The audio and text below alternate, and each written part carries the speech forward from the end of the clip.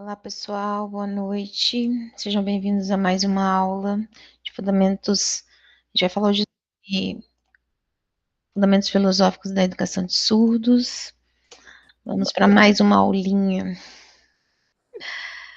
Ok, pessoal, o conteúdo dessa semana é basicamente um pouco a continuação da semana passada, mas a gente vai explicar um pouco mais sobre alguns conceitos, tá? Algumas questões históricas e tudo mais em relação à educação de surdos. Luciane, está com o áudio aberto? Quer falar alguma coisa?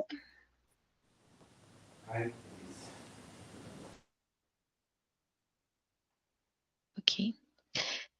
Bom, vamos lá, então. A gente vai falar um pouco sobre aquilo que a literatura traz como filosofias educacionais, né? A gente vai conhecer um pouco mais sobre os conceitos de oralismo, comunicação total e bilinguismo. O oralismo, ele é uma filosofia educacional que se baseia na crença de que a única forma de comunicação para o sujeito surdo é por meio da oralização e que a língua de sinais ela deve ser evitada porque atrapalha o desenvolvimento. Então, oralismo, o próprio nome já pressupõe, que seria a oralização, fazer com que o surdo fale, né, e que deixe de lado a língua de sinais. Então, o oralismo foi uma imposição para os surdos, que a gente viu na aula passada, principalmente depois do Congresso de Milão, que foi imposto o uso do oralismo, né, e que a língua de sinais não era mais para ser usada. Então, não aceitar língua de sinais é discriminar a cultura surda e ignorar a diferença entre surdos e ouvintes. Por isso que esse foi um grande divisor de águas no sentido das filosofias voltadas para a educação dos surdos. E daí, em 1960, com o fracasso do oralismo, que as pessoas começaram a perceber que, de fato, essa imposição não estava surtindo efeitos, veio então a filosofia educacional chamada de comunicação total. Comunicação total utiliza todas as formas possíveis de comunicação e educação para os surdos. Que seriam essas formas? Seria um português sinalizado, seria a datilologia, a própria língua de sinais, o português, leitura labial, todos os recursos eram utilizados na comunicação total. E isso também não surtiu efeito, porque virou muita coisa, virou aquela confusão, né? Então, português sinalizado, a gente sabe que a língua de sinais, ela tem a sua própria estrutura, né? Português sinalizado, ele não é língua de sinais, né? Aquilo que geralmente muitas pessoas cometem porque acham essa similaridade com o português, entretanto, a sintaxe dela, que é a organização das frases, a Libras tem essa organização que nos permite uma simultaneidade, né, diferente do português, que é linear, né, a datilologia, que seria essa soletração das palavras através do alfabeto manual, né, a leitura labial que se faz, que alguns surdos fazem quando vem em sua boca falando, entendem, compreendem aquilo que você está dizendo. Então, comunicação total foram os diversos recursos utilizados para a educação voltada para os surdos. Tanto o oralismo, como a comunicação total, essas duas filosofias educacionais colocam como segundo plano a língua de sinais, né? Então é isso que é o ruim, né? Que tanto o oralismo como a comunicação total, enquanto filosofia educacional voltada para os surdos, deixava a língua de sinais como segundo plano, deixava a língua de sinais de lado, né? E a gente sabe hoje que a língua de sinais é a identidade, é a cultura surda, deveria ser a L1 para o surdo, né? Então, o problema dessas filosofias educacionais é que deixavam a língua de sinais de lado, como segundo plano. E aí a gente tem a filosofia educacional do bilinguismo, né? O próprio nome pressupõe bi de dois, né? Então, essa proposta bilíngue é trabalhar o quê?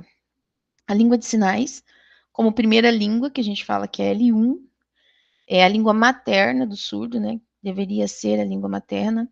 E a L2, o português, como segunda língua, mas na sua modalidade escrita. Então, quando a gente vai trabalhar na linguística, nesses conceitos de língua, o que é a L1, né? L1 é aquela língua predominante, a língua que eu mais utilizo no meu dia a dia.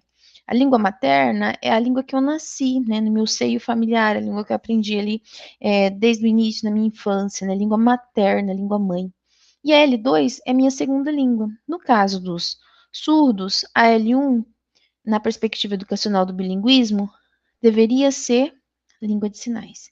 E a L2, o português, mas na sua modalidade escrita, né?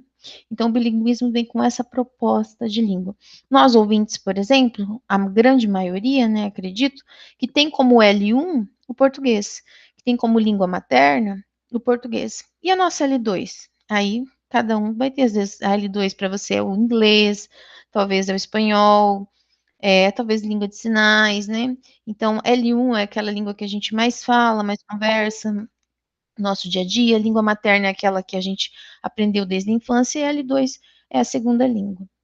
Então, o grande desafio nessa perspectiva bilíngue é que o português é difícil ser assimilado pelo aluno surdo, pois são línguas distintas, falando na sua concepção linguística, né? Por que são línguas distintas? Primeiro, pela modalidade, né? O português é uma língua oral auditiva, ou seja, ele depende da nossa fala e da nossa audição para a gente manter uma comunicação, o português. A Libras, a língua brasileira de sinais, ela é visoespacial, né? Ela depende da nossa visão, ela depende das nossas expressões, das nossas mãos, para que a gente tenha uma comunicação, né? Então, se eu continuar falando aqui com vocês e vocês fecharem seus olhos, vocês ainda vão conseguir me entender, porque o português é oral auditivo. Agora, Libras não, a Libras a gente precisa da nossa visão, a gente precisa das nossas mãos, né? Me comuniquei em Libras, né? Eu gosto de Libras. Então, a língua brasileira de sinais, ela tem uma modalidade diferente do português e das línguas orais auditivas, né? Francês, espanhol, inglês, né? Que a gente aprende aí na escola. Outra questão, a morfologia, né? Que seriam o léxico, né, que se trata no português das palavras e na língua de sinais são os sinais, a sintaxe, que são as frases, né, que a gente tem uma linearidade no português, né, no português a gente tem que ter lá o sujeito, o objeto, o verbo, ele tem que seguir uma ordem, né, e na língua de sinais ela nos permite uma simultaneidade, né, a gente vai ver um pouquinho mais sobre isso. A semântica, né, que eu também falei para vocês um pouco na aula passada, que é esse sentido que se dão às coisas, né, as palavras, né, que no português a gente tem muito isso, e também na língua de sinais, e a fonologia, que para o português a gente trabalha ali no sentido do som mesmo, né, e nas línguas de sinais a gente trabalha com os parâmetros. Então, por exemplo, essa assimilação do português com a língua de sinais acabam tendo marcas linguísticas na escrita, né? E é comum ter isso. Por quê? Pela estrutura diferente das línguas. Então, na Libras, os verbos eles não são conjugados. Né? O que seria essa conjugação, né? Que a gente tem no português, né? A conjugação no português é quando a gente conjuga os verbos presente, passado, futuro. A gente tem ali as desinências, né? Enfim, eu trabalhar. No português a gente não usa esse tipo de conjugação. Eu trabalho, eu trabalharei, eu irei trabalhar, né? Talvez a gente coloque ali o verbo, enfim. Mas eu trabalhar é uma expressão que a gente não usa. No português, os verbos, quando eles terminam em ar, ir, a gente fala que ele está no infinitivo, que ele não é conjugado. Então, ar, ir são verbos no infinitivo, que terminam com ar, ir. Trabalhar, viver, sorrir, né? Terminam em ar, ir.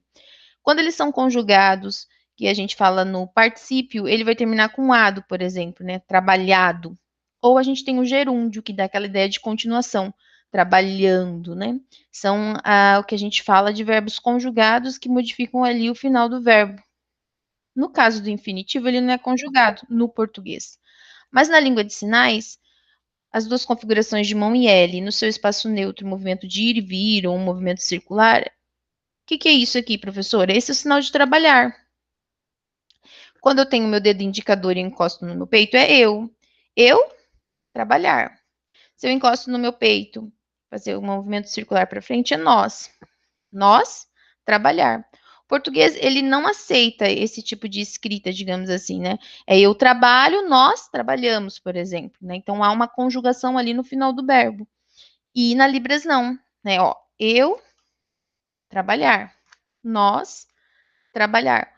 o verbo não sofreu modificação, sempre o verbo vai ficar no infinitivo, é o mesmo sinal que eu faço. Então, essas marcas linguísticas, né, a gente acaba percebendo também na escrita. Então, por exemplo, ó, você trabalhar, eu trabalhar, nós trabalhar. Então, indiferente ali, o verbo permaneceu da mesma forma, né? A sintaxe, que seria essa estrutura das frases, ela é diferente na língua de sinais para o português.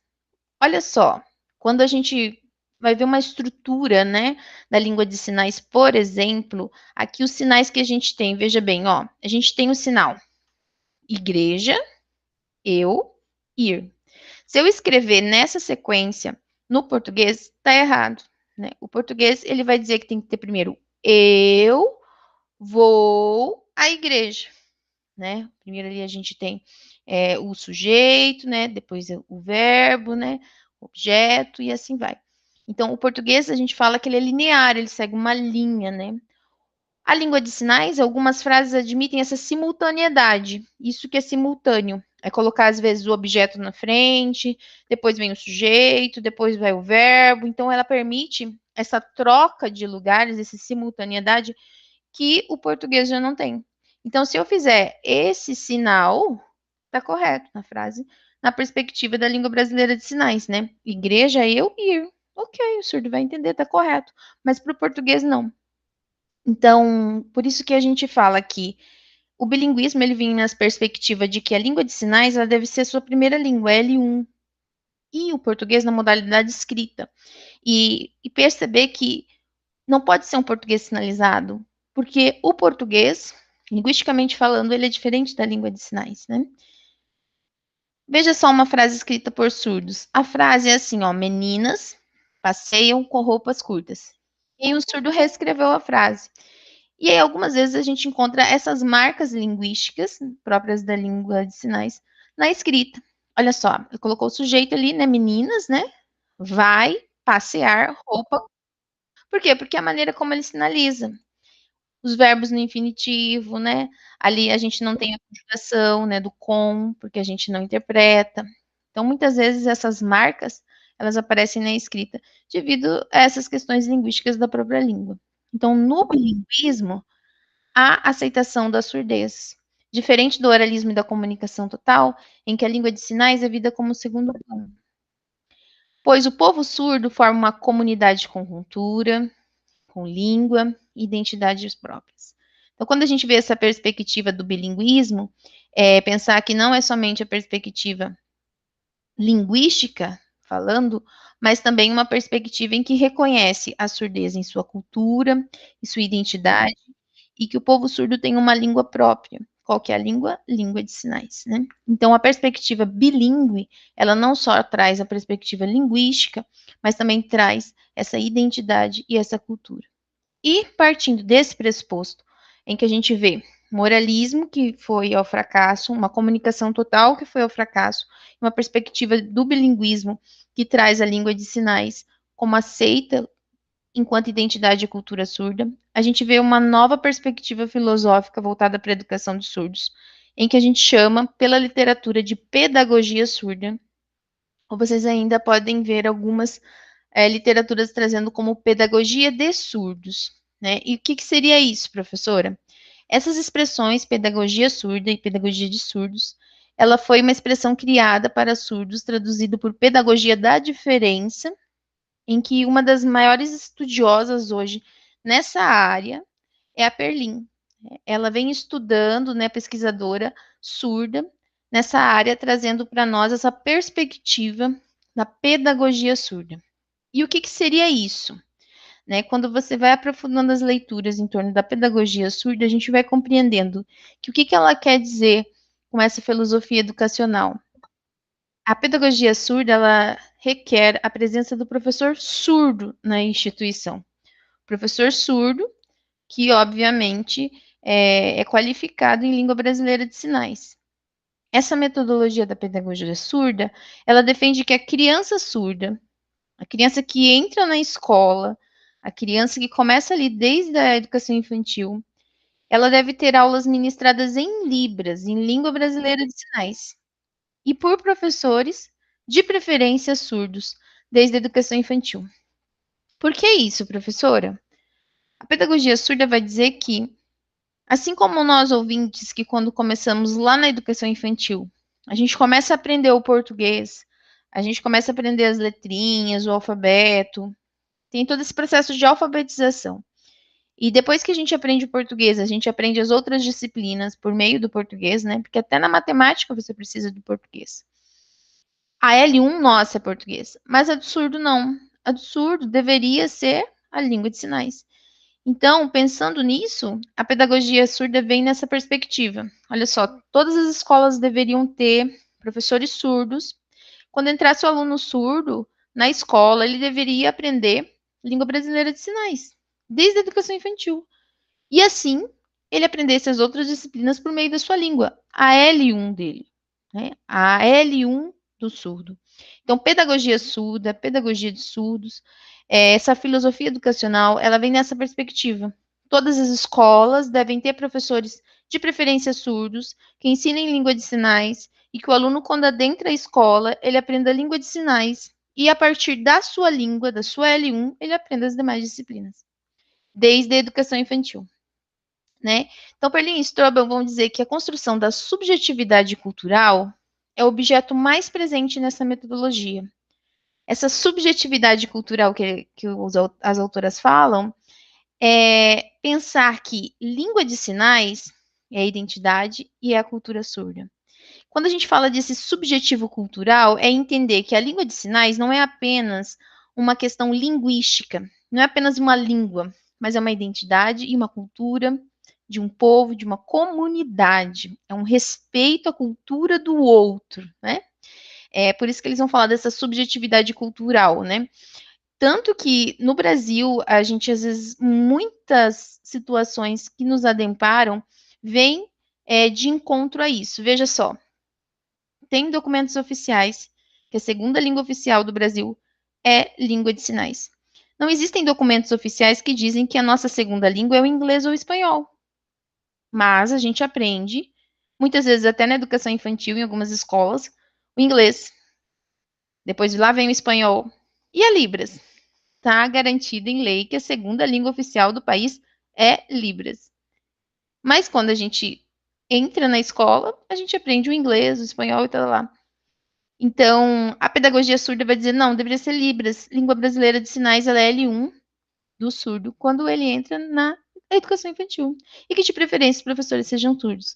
Então, trata-se mais de uma concepção sociológica do surdo como pertencente a um grupo cultural.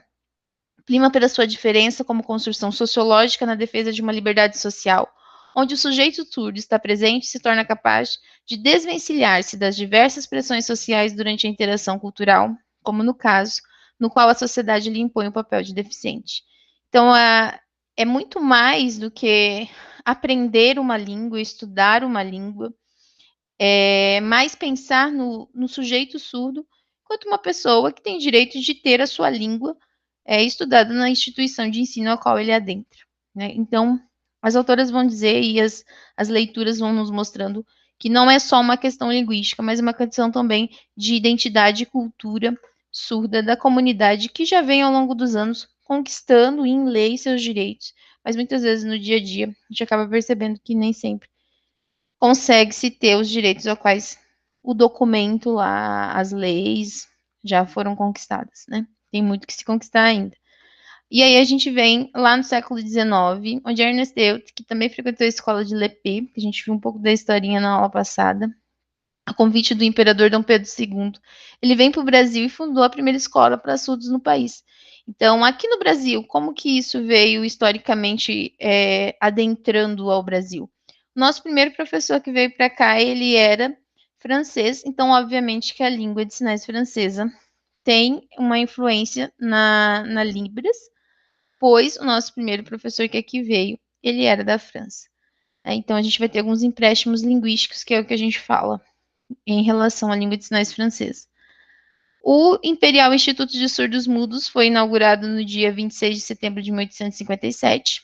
E como essa nomenclatura a gente também já comentou aqui que não se usa mais, né, surdos mudos, atualmente é conhecido como INES, né, Instituto Nacional de Educação de Surdos. INES é o que hoje está como Instituto Nacional de Educação de Surdos. Eu já passei aqui para vocês, inclusive, o link do site, né, para vocês estarem entrando. Lá tem o dicionário, lá tem vídeos, né? É um site que vale a pena sempre estar buscando para estar se informando também sobre formações, sobre cursos, né? Por isso que no dia 26 de setembro é considerado o Dia do Surdo, né? O Dia do Surdo é dia 26 de setembro porque foi a inauguração do Instituto aqui no Brasil em 1856. Então, dia 26 de setembro é o Dia do Surdo porque em 1857, no dia 26 de setembro, nós tivemos então o Instituto de Surdos Mudos inaugurado, que hoje é o INES, o Instituto Nacional de Educação de Surdos, né? Então, dia 26 de setembro é o Dia do Surdo, em alusão à inauguração da primeira escola voltada para surdos no Brasil, que se localiza no Rio de Janeiro. No dia 16 de maio de 1987, foi criado o FENEIS. FENEIS é a Federação Nacional de Educação e Integração dos Surdos. Então, a gente vai vendo que houve diversas lutas, desafios enfrentados no mundo, digamos assim, e aqui no Brasil também não foi diferente, né? Mas é muito recente se for pensar naquilo que se vem construindo ao longo do tempo, né? Então, 1987 foi fundada a Federação Nacional de Educação e Integração dos Surdos. Em 1994, houve a Declaração de Salamanca, que a gente também falou um pouco na aula passada, né? Essa Declaração de Salamanca, ela é muito importante porque a ONU propõe, através dela, e estabelece essas necessidades muito fundamentais e importantes para que, de fato, as escolas possam promover a inclusão. Reconhece também a língua de sinais, né, como a língua do surdo, enfim.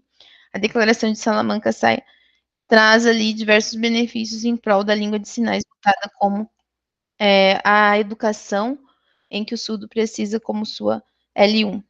Coloquei para vocês também o link lá na plataforma para quem quiser ler mais detalhadamente, né? Ainda nessa questão da legislação, a gente tem a Lei 10.436, do dia 24 de abril de 2002, reconhece, né, a Libras como a segunda língua oficial do Brasil. A Lei 12.319, de 1º de setembro de 2005. Então, a gente pensa como essas leis são recentes, né, tem 20 anos. 20 anos que foi regulamentada essa profissão do tradutor e intérprete de língua brasileira de sinais. E o decreto 5.626, de 22 de dezembro de 2005, que também fala sobre a formação do professor surdo, que também fala sobre a formação do tradutor, do intérprete de Libras, de língua portuguesa, né? Então, esses documentos oficiais que a gente vê muito na literatura são principalmente esses três, né? Em que trazem toda essa regulamentação, todo esse reconhecimento, né? Tanto das profissões como da língua brasileira de sinais, né? Enquanto segunda língua oficial do Brasil e a língua do surdo, né? Então, a Lei 10.436, a 12.319 e o Decreto 5.626 são muito colocados, divulgados, né? Na literatura, porque são elas que, a partir delas, né? É que se começam aí, de fato, termos, né, um reconhecimento legal diante da língua brasileira de sinais e das suas profissões. Letras Libras, né, professora, alguns perguntam, professora, onde que tem curso Letras Libras? A gente tem alguns lugares, hoje até mais, né, mas em 2006, a Universidade Federal de Santa Catarina começou com o seu curso de Letras Libras, com 500 vagas em 9 polos, né, a Universidade Federal de Santa Catarina também tem muito material, muita referência em relação a pesquisas voltadas para surdez, né, para Libras, enfim. Aqui no Mato Grosso, né, a própria UFMT, também a gente tem o curso de Letras Libras.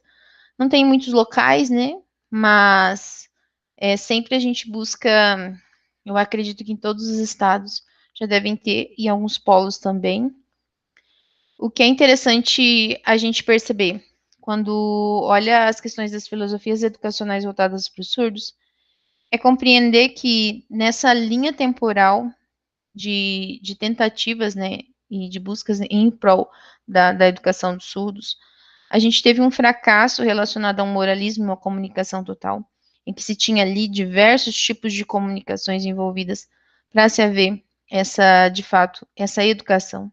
e que o bilinguismo é a perspectiva que vem trazer a língua de sinais como a língua do surdo, em que a Libras é a L1, a língua materna, e o português é a L2 na sua modalidade escrita. E a gente vem com a pedagogia surda, né, que é essa perspectiva em que traz como a primeira língua a Libras, e essa primeira língua ela deve ser ensinada desde a educação infantil, em que o aluno, ao entrar na escola, ele tenha professores que ensinem língua de sinais e, de preferência, professores surdos, e que assim ele possa desenvolver ali sua vida educacional por meio da Libras, né? Então, que a Libras seja a língua materna, língua majoritária, L1, enfim.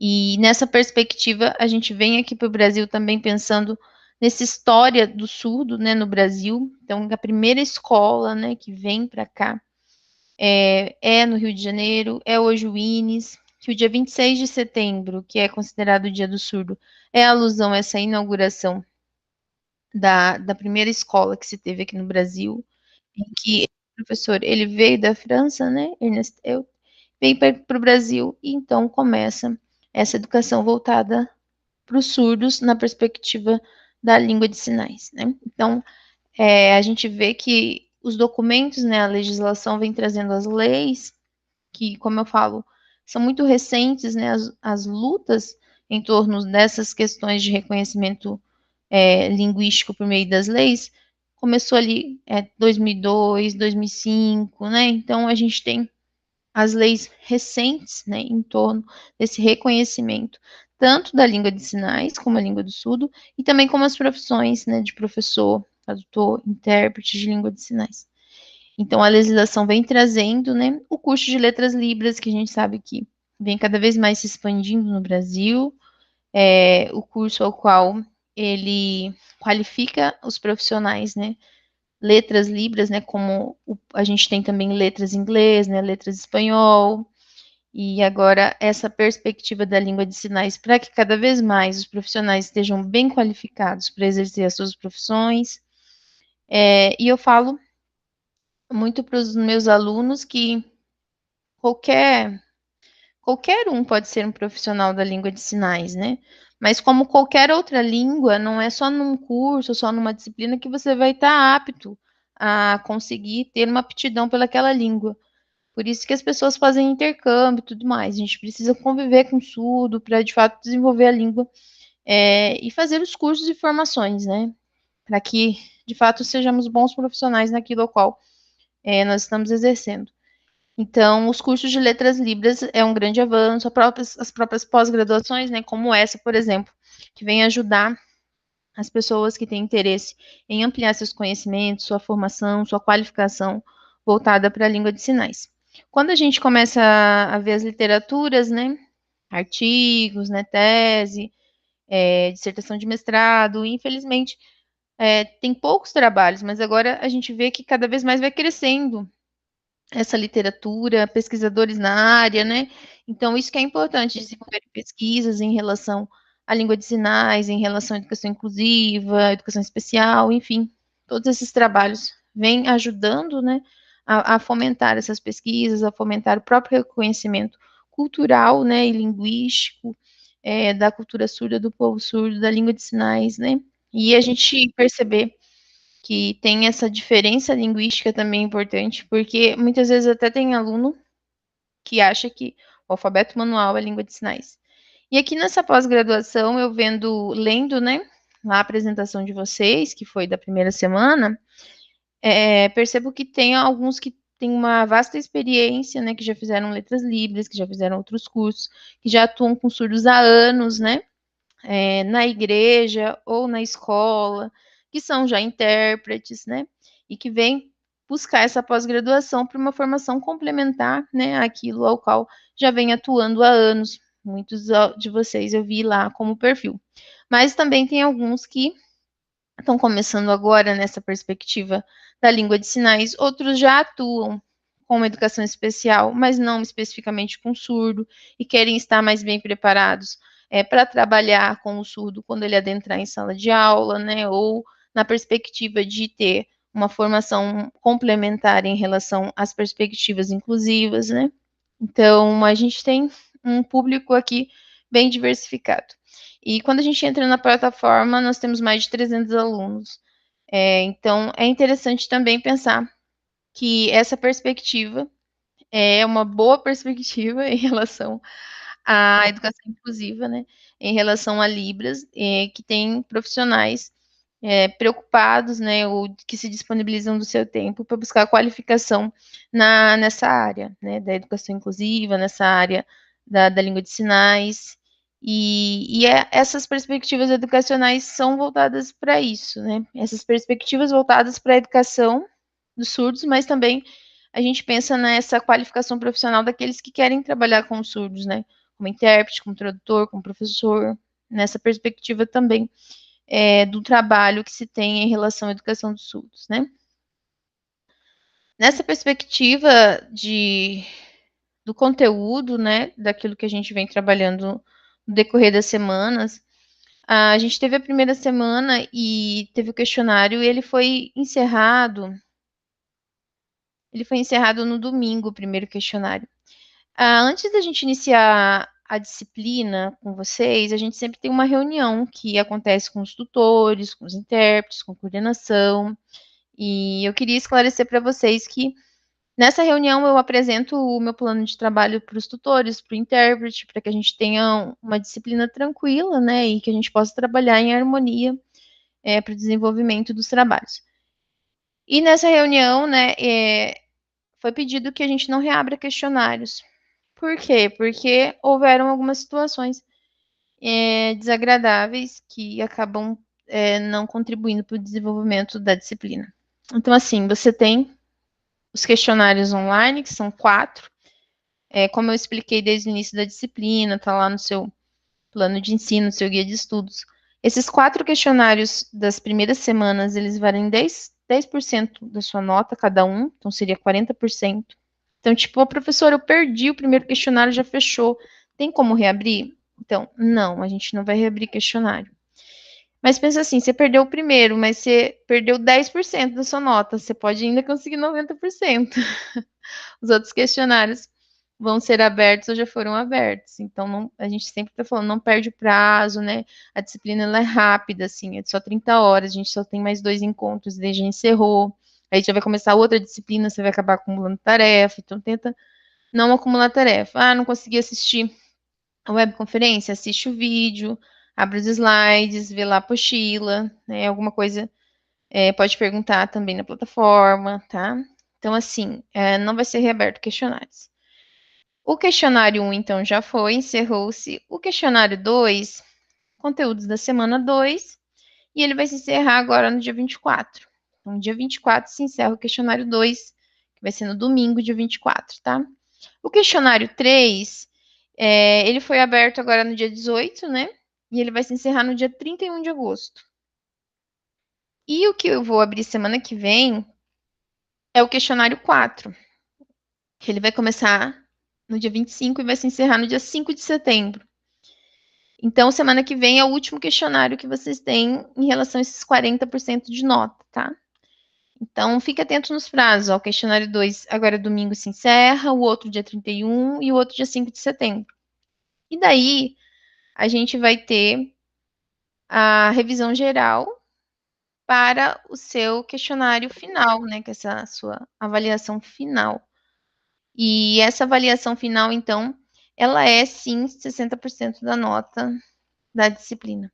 Aí por isso que a gente vai fazer uma avaliação, uma revisão geral, né, para sua avaliação final, para que vocês então estejam aptos para realizar essa avaliação final da disciplina. Então, essa avaliação final, que tem um peso maior, ela é o conteúdo que a gente está vendo durante as semanas aqui na disciplina. Então, a gente vai fazer uma revisão geral lá na última semana. Então, ficar atento aos prazos, né, para que vocês não se sintam prejudicados lá na frente em relação à nota, tá bom? Jandira levantou a mão, pode falar. Boa noite, professora. Tudo bem?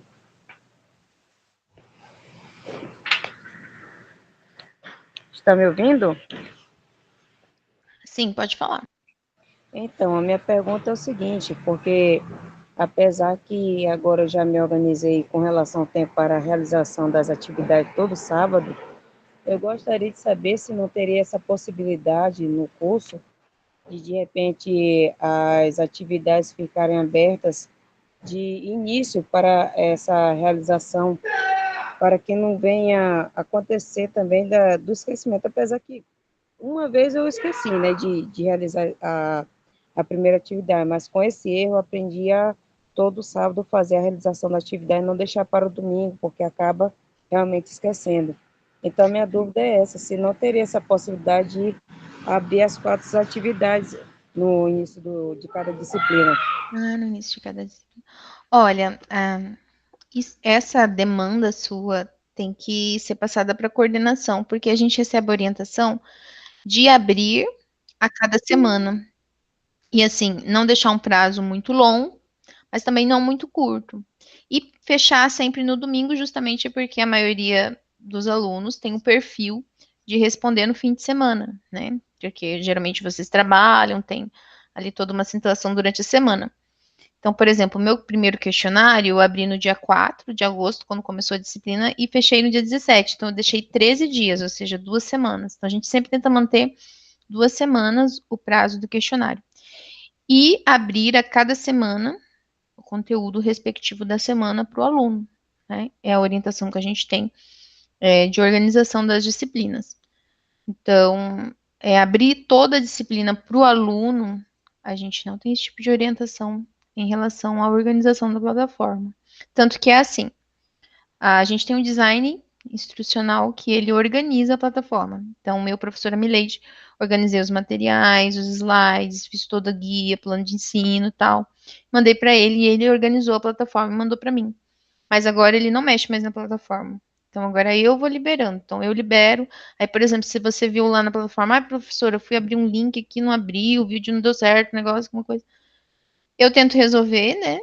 E se eu não conseguir, aí eu peço ajuda para ele. Mas agora a autonomia, digamos assim, é minha. Só que daí a gente segue as orientações da coordenação, que é abrir a cada semana os respectivos conteúdos daquela semana, tá? Então, nesse sentido, eu só posso mudar se a coordenação me autorizar, tá bom? Mas o que a gente tenta fazer é deixar pelo menos 2 semanas de prazo, né? Para os questionários. E é interessante estar sempre olhando para não perder o prazo, né? E fechar sempre no fim de semana para que vocês possam, de fato, responder os questionários em tempo hábil. Bom, não sei se te ajudei ou só te esclareci, né? Mas leva a demanda para o tutor, encaminha para a coordenação. Quem sabe eles podem pensar para as próximas disciplinas, talvez. Tá bom? Antônio, pode falar. Oi, professora, boa noite. Levantou uma questão que antes da aula eu tinha pedido aí, né, professora? Foi um questionamento de uma aluna a respeito de reabrir a atividade, por isso que eu encaminhei antes da aula. Eu falei para a aluna até que eu ia encaminhar depois da aula, mas resolvi encaminhar antes. Mas é igual nós tivemos reunião, né? Então, respeitamos as regras alguma coisa assim, né? Tá difícil de falar. Eu entendo, desculpa te cortar, eu entendo o lado da coordenação, né? Mas também entendo o lado do aluno. A gente fica meio que no muro. É complicado. Eu não sei se deixaria um prazo mais longo, mas tipo deixar a disciplina inteira. É que são assim, que se é estabelecido para um e para todos, também a gente tem que manter uma certa ordem, né? Deixa eu só falar a respeito da disciplina inteira. Vamos colocar não vou nem falar questionário, eu vou falar atividade. Vamos colocar atividade 1, atividade 2, atividade 3, atividade 4, deixar aberto para o período inteiro da disciplina. Isso só, desculpe, mas prejudica o tutor. Porque o tutor, se é uma atividade dissertativa, na primeira semana, uma quantidade de aluno responde ou faça avaliação. Aí, na segunda semana, mais uns 2 alunos faz. No meu caso, tem 2 polos. Aí eu corrijo a primeira e segunda semana. Lá na quarta semana, vem um aluno falar para mim que aquela atividade 1 eu não corrigi ainda. Que eles falam no grupo nosso. Não estou defendendo a professora, nem coordenação e nem prejudicando o aluno. Mas eu acredito que, fechando a semana, nós, tutores, a gente já tem mais uma visão que nós temos que avaliar a primeira semana. Minha visão. Visão de Antônio Miguel, não é visão de tutores em geral. Mas aí eu só quis pontuar aí que a senhora foi bem específica quando falou quando eu perguntei de um aluno hoje que pediu para reabrir. Tanto é que eu encaminhei para a senhora o texto da aluna, né? Mas vamos respeitar, regras são regras. Se puder, eu ia agradecer, mas fazer o quê? Pois é, se a coordenação liberar, eu reabro. Mas se a coordenação não, aí. Porque foi me relatado algumas situações anteriores que acabou surgindo algumas confusões, né? Porque para mim não tem problema reabrir, eu particularmente. E a minha fala de não reabrir, que outros alunos já vieram perguntar no chat, né? Acho que uns 3 alunos. Então a sua pergunta não foi a primeira. Mas, Já estou professora, desde ontem recebendo para reabrir. E assim, gente, a gente não está aqui falando mal da coordenação, a gente está falando de uma regra imposta pela coordenação referente a umas situações que houveram em outras disciplinas. E eu entendo da coordenação por situações ABC, mas se houver uma grande, assim, não sei, se a coordenação achar porventura ter que reabrir, é isso que eu explico para o aluno, ó, fica atento agora, porque você só perdeu 10% da nota. Você ainda tem 90% da minha disciplina. Tipo assim, se quiser, você tira 9, 90, né? Então, assim, eu já faço os questionários, eu acho assim, bem sucintos, né? E eu super entendo essa parte de vocês enquanto tutores. Na primeira vez que eu fui ministrar a disciplina, eu pedi uma resenha escrita, sabe? E não essa disciplina, foi uma outra disciplina dessa pós, que era a perspectiva linguística. Na época a gente tinha até outro PPC, eu acho que essa disciplina até foi mudada.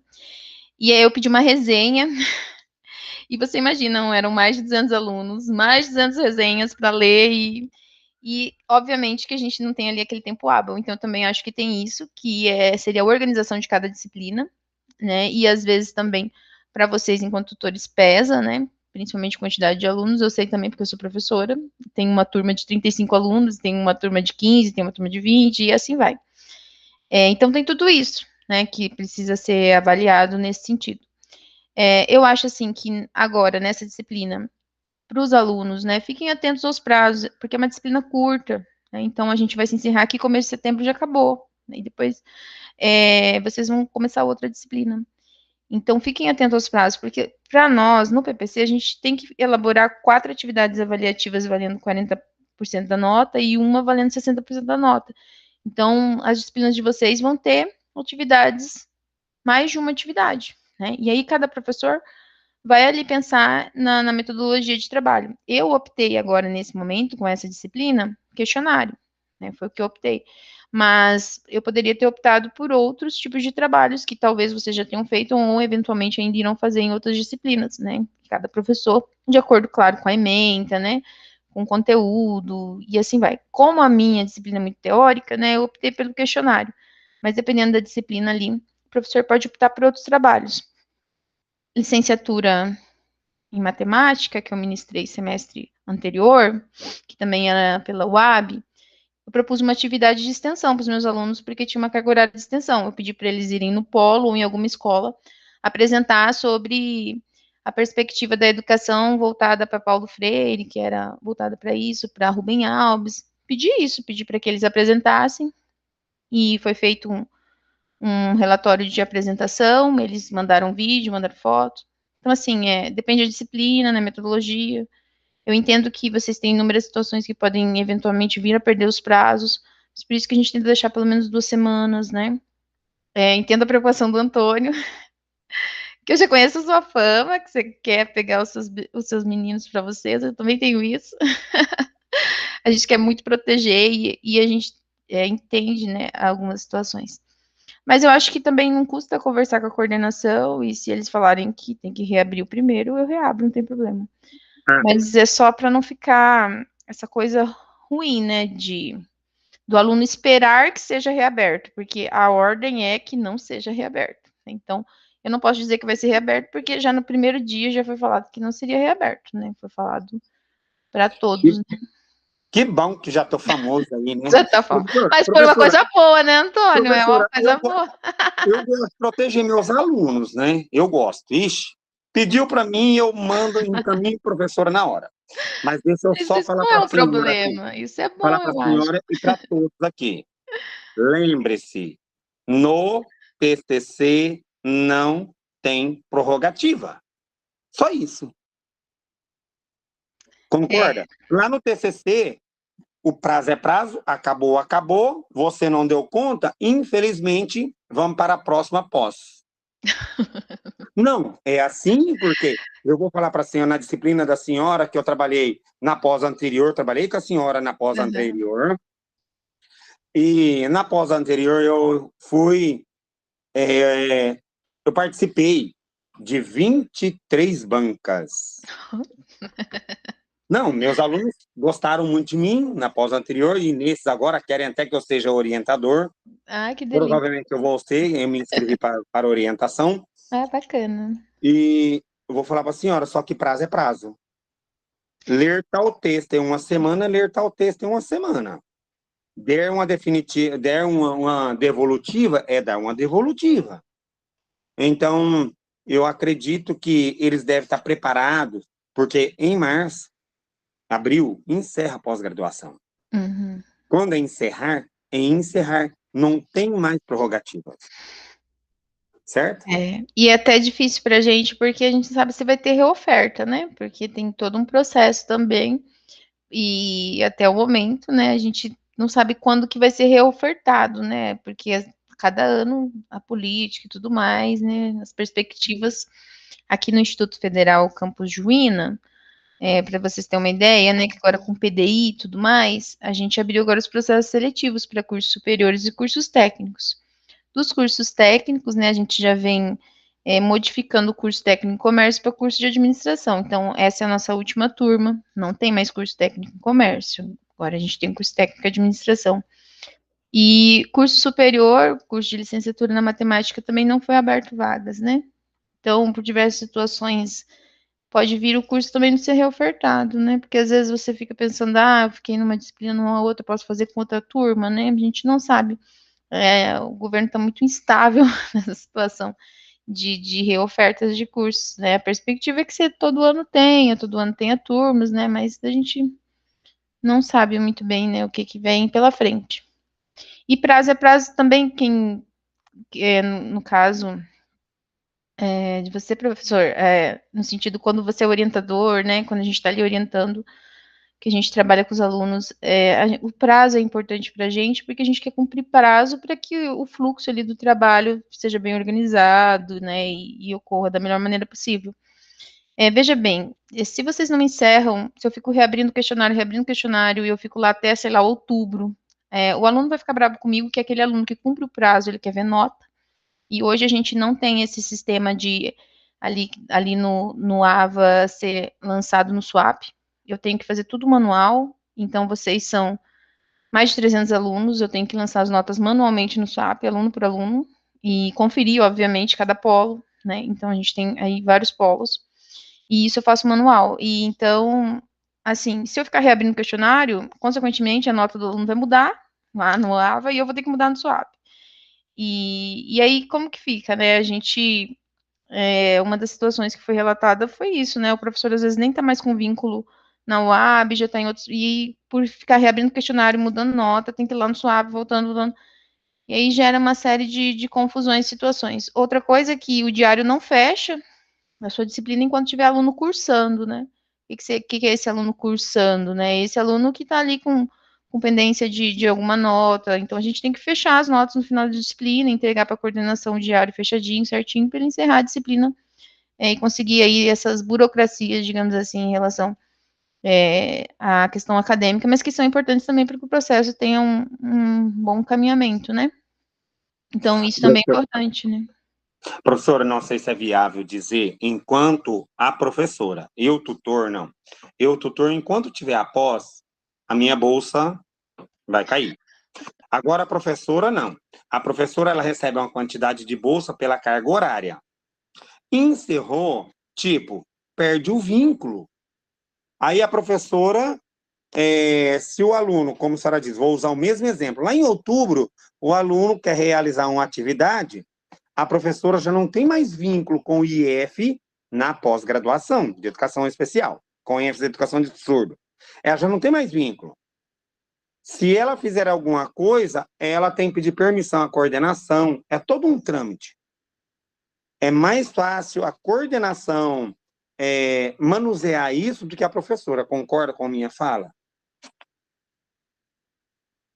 É porque, inclusive, qualquer um de vocês aqui, enquanto estudantes, né, quando se tiver a qualificação, apto e interesse, né, podem atuar, né, enquanto tutores ou professores formadores, que os processos são abertos, né, eles são públicos, e os processos de formação, os processos de editais, né, para atuar enquanto tutores e professores, eles não têm vínculo trabalhista, eles são como bolsas, né, então, o tutor, ele tem a bolsa enquanto tutor o curso, né, porque ele tem que estar ali acompanhando vocês, fazer esse trabalho de acompanhamento durante as disciplinas.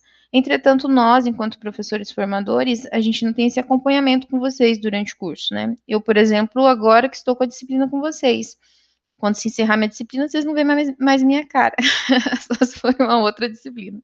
Assim como outros professores que vocês já tiveram, que talvez não vão ministrar outras disciplinas.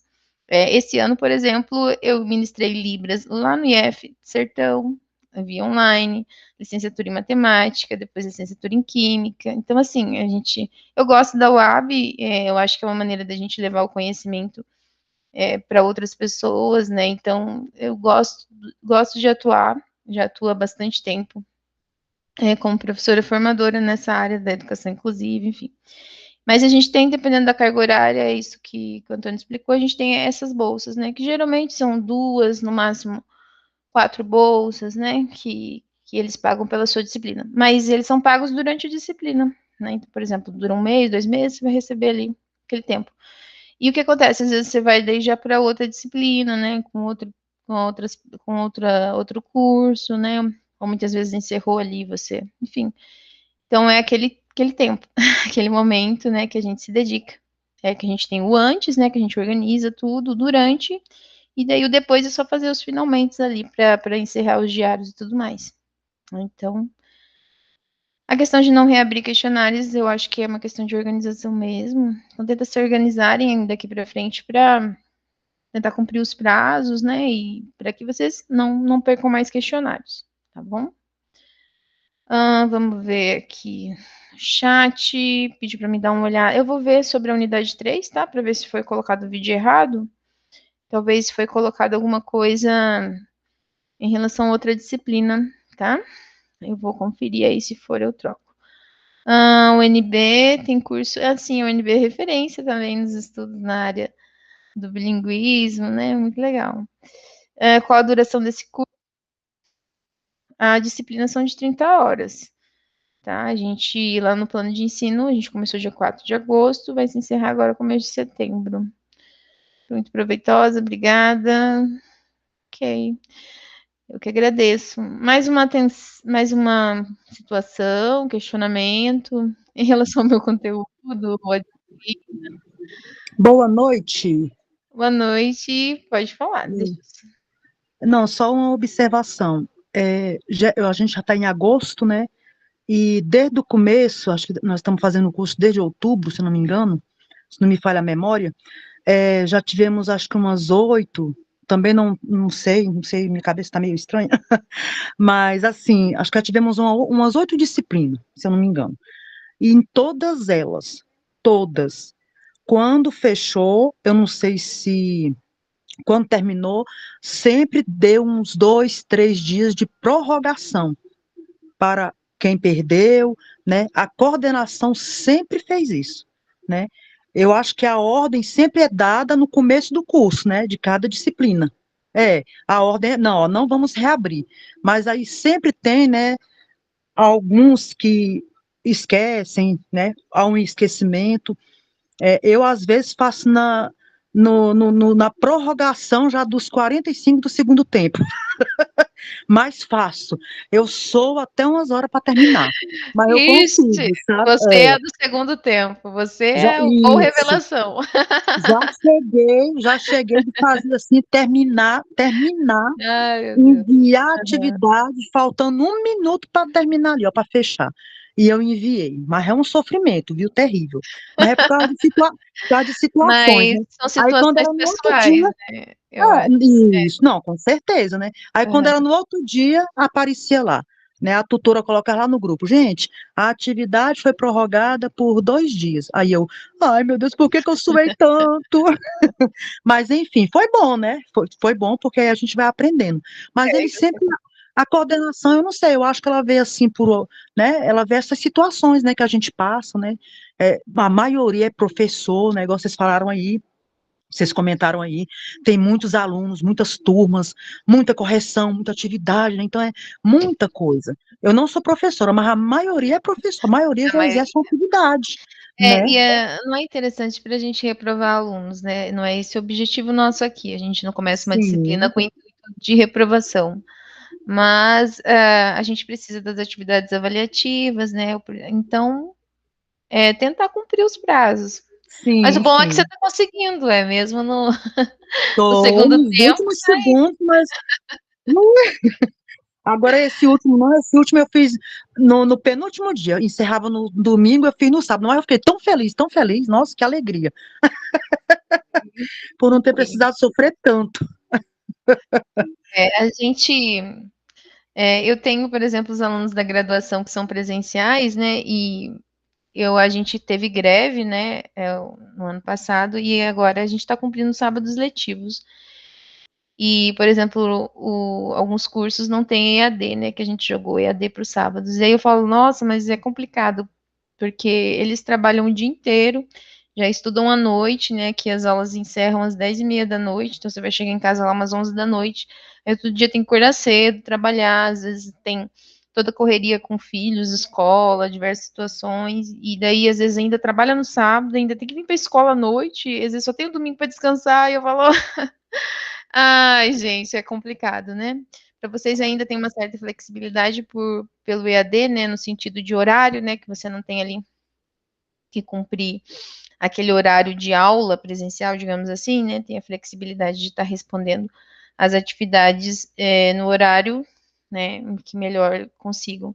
Mas também tem aquela questão da disciplina, né, de ver ali o prazo, tentar cumprir, né, e a gente sabe que as diversidades da vida acabam às vezes não conseguindo a gente um tempinho ali para parar. E o que eu percebi muito também a gente teve o curso aqui de ADM, que ele tem 40% online, e aí a gente mudou, né, o PPC, e fizemos uma avaliação com os alunos. E o que a gente percebe, algumas atividades também não dão muito certo fazer online. Por quê? Porque às vezes aquele aluno, ele não tem um espaço em casa para se dedicar aos estudos.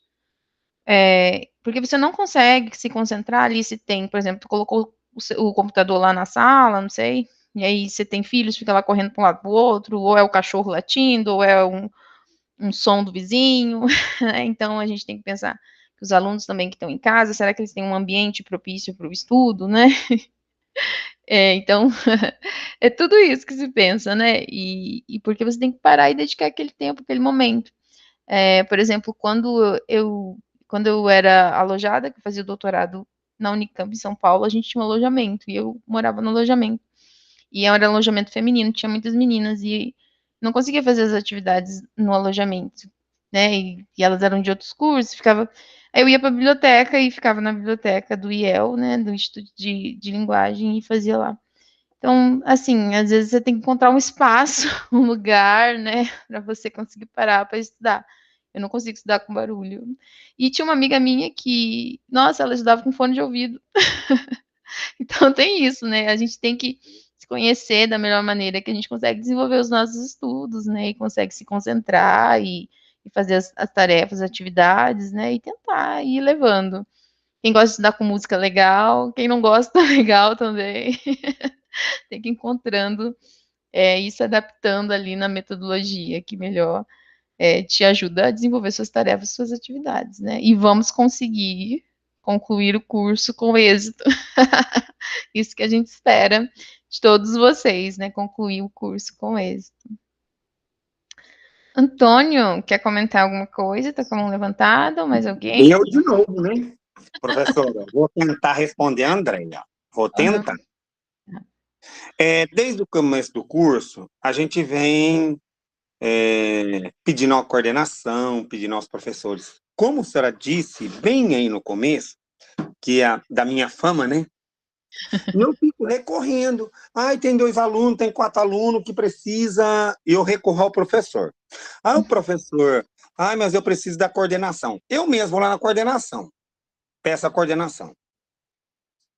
Eu peço ao professor Paulo, que ele já sabe do meu trabalho, eu peço ao professor Paulo e falo assim, Antônio, vou dar uma olhadinha, vou dar uma pensadinha. Mas o professor Paulo é muito bom de lidar com ele. Eu posso dizer aqui nessa aula, antes de encerrar a gravação, posso dizer que de todos os coordenadores a qual trabalhei, esse não é 10, esse é 1000. Esse professor, ele é mega. Ele é mega. Amo trabalhar com o professor Paulo. Então, professora, cada professor tem um jeito de ser e um jeito de entender. Porque a senhora, vou usar a senhora aqui, que a senhora está na aula, a senhora pode não ter disponibilidade a partir de agora, que a senhora tem outros e outros e outros cursos. E não vai dar mais para dar atenção à educação especial. Já tem outros professores, não, que tem aquela flexibilidade, que pode reabrir, que uma atividade que o sistema corrige, tem uma outra que ela entende que se os tutores colaborarem, tem a reabertura. Eu sempre estou à disposição, sempre. Eu já digo ao IF, eu estou à disposição. Posso ser tardio?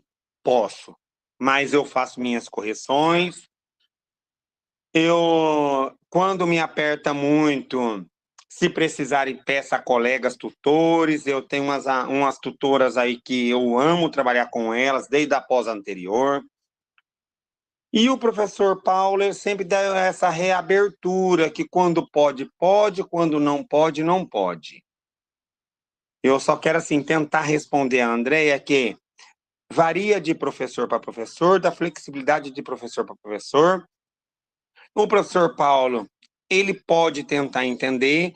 Quando chega lá em novembro, se a disciplina da senhora tiver alguma pendência ou abrir o repercurso, pode ter certeza que o professor Paulo e a senhora não vai assumir mais o repercurso, que a bolsa encerrou. Aí o professor Paulo, ele que vai assumir por ser coordenador, ele vai assumir a reabertura e entra em contato com os tutores. E nós que fazemos o IF ser IF. Concorda? Só falando aqui, né? Eu sabia que tinha alguém muito especial assim por trás disso. Que é o Né? coordenador, Então, mas é o assim, papel dele, né? Ele tem que fazer esse meio de campo, e é claro que tem pessoas que são mais abertas, outras mais fechadas, né? Mas o sentido que o Antônio está falando é essa flexibilização do professor. Eu já trabalhei também em reaberturas, né, em reofertas, mas também tem alguns cursos que não é o professor que faz a reoferta, é o próprio coordenador. Mas essas situações, igual o Antônio falou, é disciplina por disciplina, né? Mas fiquem tranquilos, ainda em relação à minha disciplina, A gente está caminhando e eu espero que a gente consiga êxito, porque são situações, né? Vai da metodologia, vai do professor, vai do que a coordenação pode fazer, também em relação a prazos, né, e tempo, né? Tem tudo isso. Mas vocês vão sobreviver, eu tenho certeza disso. Vão conseguir caminhar juntos, né, para conseguir com êxito encerrar esse curso, aprovados nas disciplinas e naquilo que, nos seus objetivos que vocês estão buscando, que de maneira geral, quando a gente vai vendo ali a apresentação de vocês, a maioria de vocês que estão aqui estão buscando qualificação, conhecimento, né, e eu espero que eu, assim como os outros professores, tutores e coordenação, também estamos buscando isso, né, que vocês tenham qualificação, conhecimento, e é o trabalho em equipe, né, conversando, dialogando, que a gente vai encontrando soluções para os diversos desafios que com certeza irão surgir durante as disciplinas e durante o curso, tá? Mas é assim mesmo. Se você perdeu o primeiro questionário, foca agora nos outros, e aqueles que responderam, ótimo. E vamos dialogando, tá bom, pessoal? Professora, eles só podem ver o mérito na hora que chegar lá no TCC e falar, tipo assim, ó, lembra a gente lá no ensino médio? Passei. Passei. Passei. E lá no TCC, a gente tem uma banca que não é só o Antônio, não é só a professora Mileide que está avaliando, tem outros, tem o próprio orientador. Só que lá a gente vai ver assim, ó, gente, eu fiz uma pós de qualidade. Uhum. Vale a pena, né? Valeu a pena, né? O caminho, não é, o caminho é um pouco árduo, né? E cada um vai saber a cruz que está carregando. Para uns tem algumas diversidades, outros desafios, situações. Mas no final, com fé, tudo vai dar certo, pessoal. O que eu desejo a vocês é que vocês foquem, né, naquilo que vocês estão buscando e que vai dar tudo certo. O caminho é árduo, mas o certificado é gratificante. O certificado com certeza é gratificante. Não se percam durante o caminho para receber o certificado, porque senão não recebe. Né? Foco. Tá, vou parar de falar, já estou esgotando aqui, preciso de outras atividades. Ai, gente, não desistam e não se assustem, tá? Eu vou olhar a plataforma sobre o vídeo, respondo meus questionários. Muito obrigada pela atenção de vocês, por estarem aqui comigo, tá? Boa noite, um bom descanso. Obrigada, Marcelene, por estar interpretando aí pra gente, valeu. Obrigada a todos que vieram aqui assistir.